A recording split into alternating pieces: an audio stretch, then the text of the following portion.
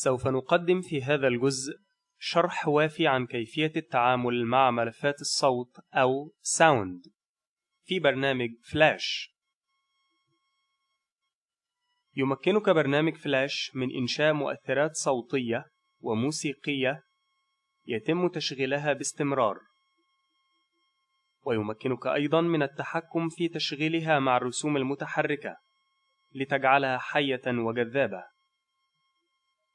ويجب أن تعرف أن الأصوات تضيف بعض الحمل على الأفلام مما يبطئ من تحميلها، ولكن إذا كنت حريصا على استخدام الأصوات فيمكنك الحصول على نتائج ممتازة.